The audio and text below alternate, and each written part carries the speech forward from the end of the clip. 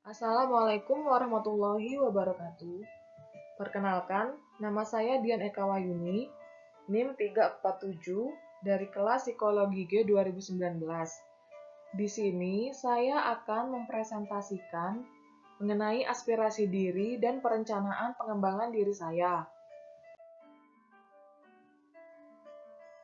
Sebelumnya, kita harus mengetahui apa sih aspirasi diri itu.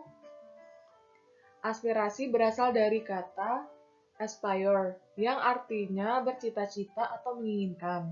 Sedangkan menurut Kamus Besar Bahasa Indonesia, aspirasi adalah harapan dan tujuan untuk keberhasilan pada masa yang akan datang.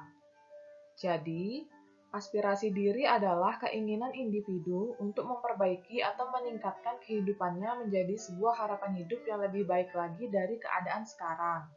Baik keinginan meningkatkan secara individual atau meningkatkan secara klasikal.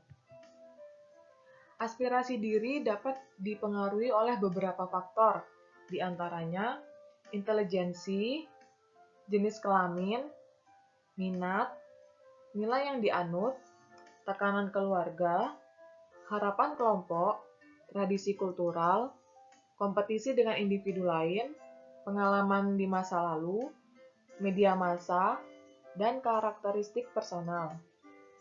Aspirasi berkembang dari penilaian individu atas kemampuan yang dimiliki dalam mengantisipasi masa depan.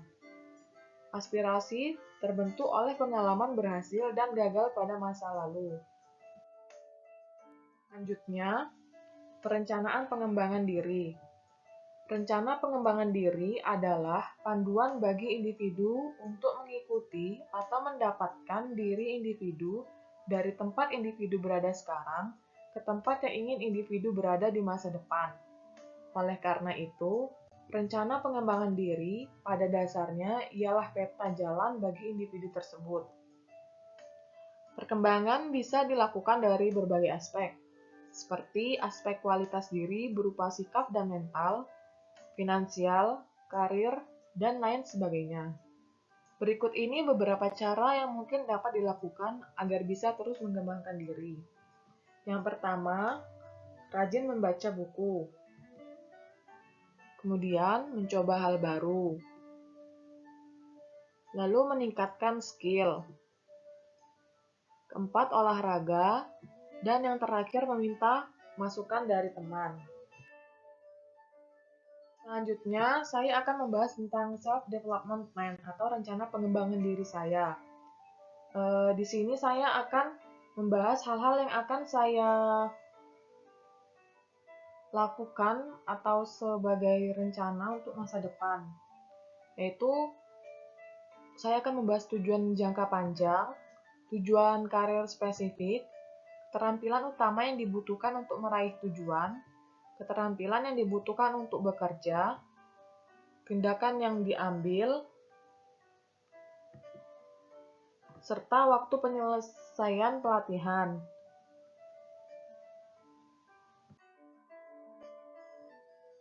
Tujuan jangka panjang yang ingin saya capai yaitu saya ingin menjadi orang yang berguna bagi lingkungan sekitar saya dengan cara menjadi psikolog profesional. Untuk jangka panjang ini, saya akan melakukan beberapa tujuan karir spesifik terlebih dahulu. Yang pertama, saya akan menjadi ilmuwan psikologi. Kemudian, baru bisa menjadi seorang psikolog. Untuk menjadi ilmuwan psikologi, saya harus menyelesaikan kuliah S1 psikologi terlebih dahulu. Lalu untuk menjadi seorang psikolog, saya harus melanjutkan kuliah S2 psikologi. Keterampilan yang dibutuhkan untuk menjadi ilmuwan psikologi yang pertama, kemampuan komunikasi yang baik. Kedua, memiliki kesabaran yang lebih. Ketiga, mampu menyimpan rahasia. Keempat, keterampilan manajemen diri. Kelima, mampu menjadi pendengar yang baik. Dan keterampilan menggunakan alat ukur.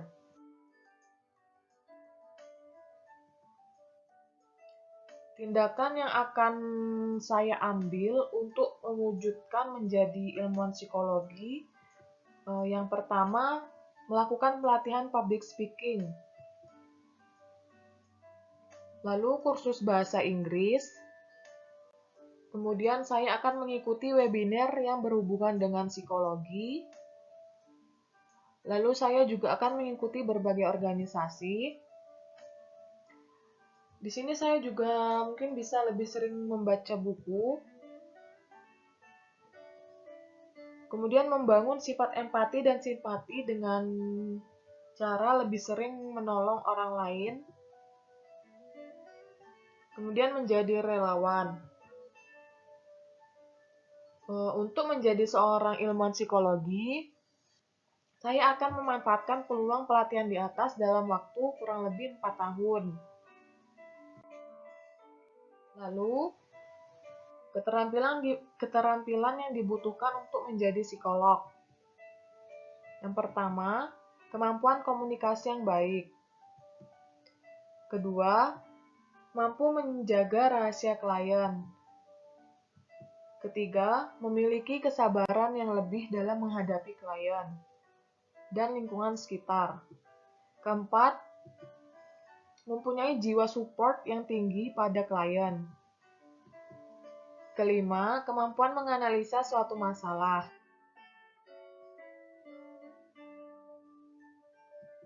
Keenam, keterampilan berbahasa Inggris. Ketujuh, keterampilan manajemen diri. Kedelapan, mampu menjadi pendengar yang baik. Kesembilan, memiliki keterampilan menggunakan alat ukur. Dan yang terakhir, memiliki kemampuan untuk membuat keputusan. Tindakan yang akan saya ambil untuk mewujudkan menjadi seorang psikolog, yang pertama, saya akan melakukan pelatihan public speaking dengan mengadakan webinar. Kemudian saya juga akan melakukan kursus bahasa Inggris untuk meningkatkan skill. Lalu lebih sering membaca buku dari berbagai sumber. Kemudian membangun sifat empati dan simpati dengan cara menolong orang lain. Lalu membaca dan mengulas jurnal-jurnal internasional.